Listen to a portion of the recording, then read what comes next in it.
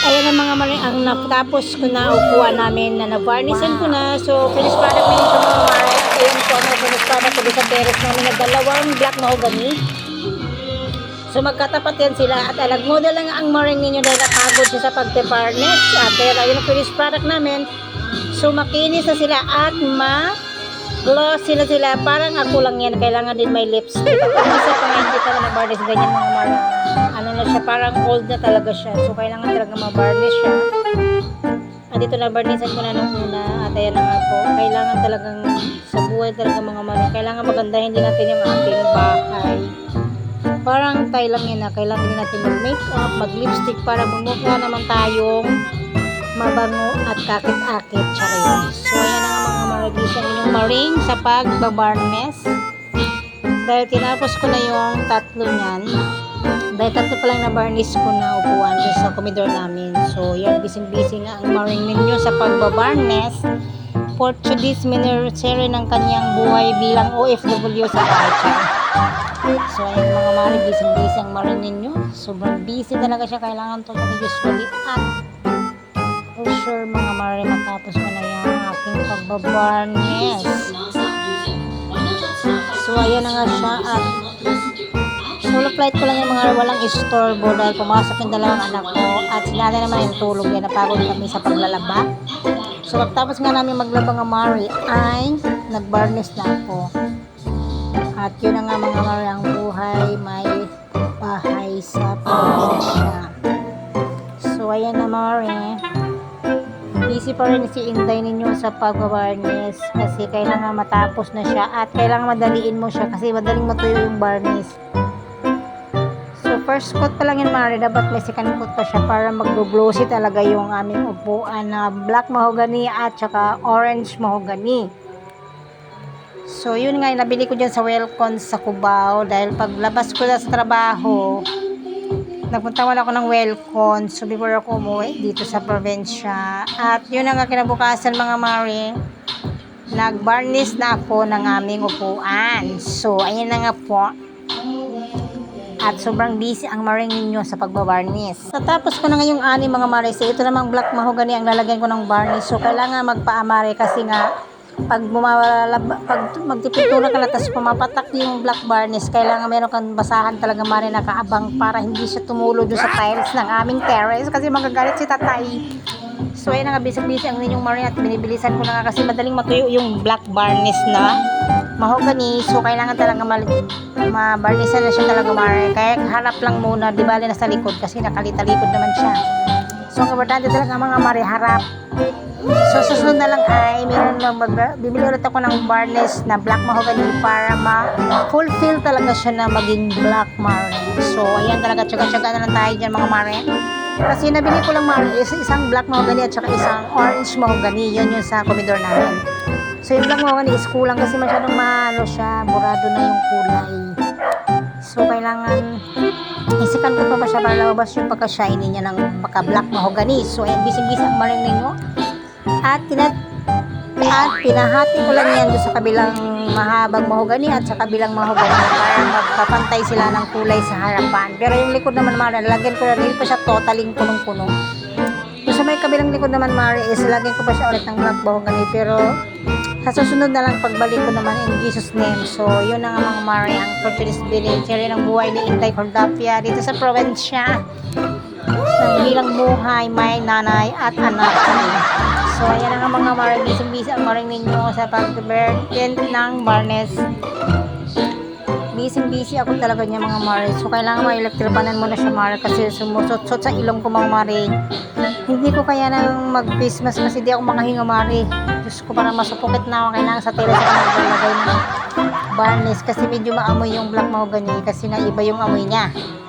So ayan mga mare, busy ang maring ninyo sa pag-event ng kanyang varnish at ma-fulfill lang at for sure. At for example na talaga ang magagawa ko usually and totally ma-fulfill ko na siya mga mare. At magustuhan nyo ang aking Portuguese video ng aking live Portuguese miniserie, ang inyong maring na busy sa pagbabarnish ng pen. Ayan talaga mga mare, wala namang ibang gagawa, tayo lang, hindi lang tayo asa sa isa, kailangan magtulungan tayo sa buhay may asawa. So hindi lang tayo kasi kaysa mag-upa pa ako na magbabarnis, magbayad ka pa ng libor at makakainin mo pa siya, may bibigay ka pang pangsigarilyo sa kanya, so ano pa. So ako na lang mismo ang gagawa, mare, pinaango na ngayon mga mare para matapos na at yan. Kayang-kaya natin yung mga mare bilang isang babae at kakayanin mo talaga yan mga mare pag dumating ka na sa point na may asawa ka na at may anak ka na. Kailangan talagang magtipid at ayan nga mga mare, busy-busy ang marinit. Malapit na ko na nga ma-fulfill ang aming gulungan dito banda. Ayan. Importante lang naman kasi yung harap niya at saka gilid. Yung likod, next time na lang. Pero lalagyan ko din siya mga mare kahit pa paano. Kasi hinati ko siya. Hinati ko yung dalawang mahaba namin na black mahogany. So, kailangan sa susunod talaga ma-fulfill ko na siya na malagyan. At the moment kasi para maganda na at makinang na siya. Parang tayo lang yun yung mga nilalipstickan din natin ang ating bahay, pinipinturahan at pinalagyan ng pampashine para gumanda improvement siya sa ating paningin. So, mga bising-bising ang hindi ninyo. Konti na lang at matatapos ko na ang aming mahabang black mahogany sa terrace.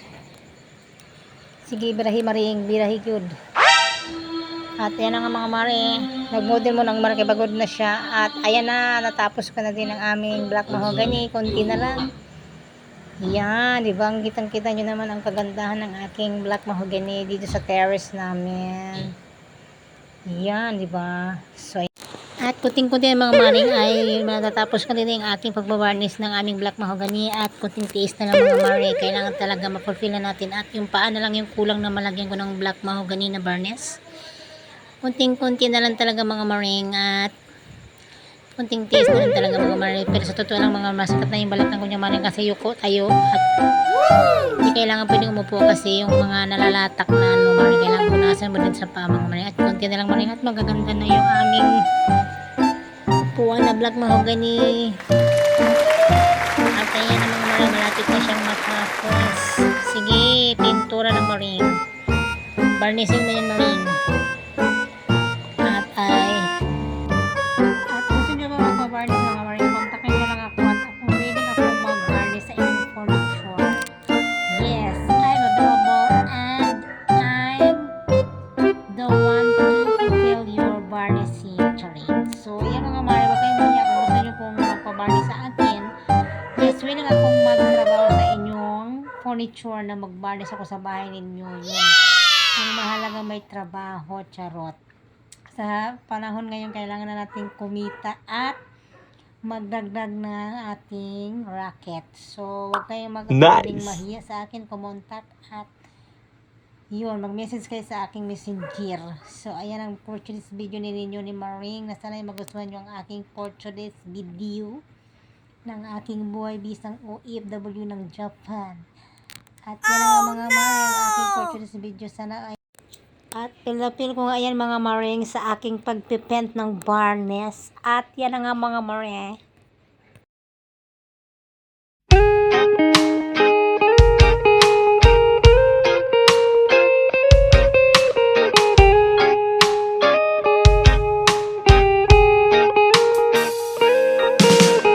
I don't wanna be too much, but I just wanna feel your love.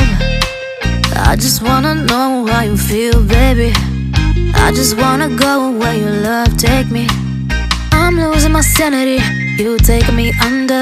For you I surrender, you're making me land on other side of gravity.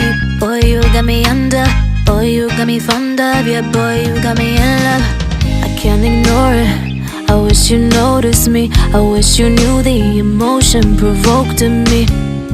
Let me live, let me live again, I'll take no more from you. You got my soul, oh. You let me fly, you let me go, oh. Now you're gonna see it clearly. You go out on the weekend, you want me then you leave me.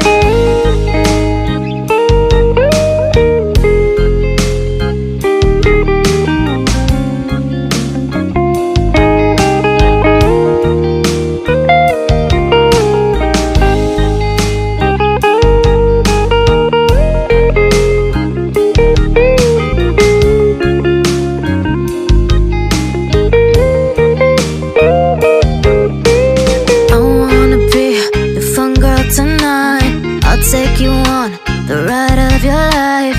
Don't ever stop. Give me your touch, give me your love, give it some more. I'm losing my sanity, you taking me under. For you I surrender, you're making me land on other side of gravity. Boy, you got me under, boy, you got me thunder.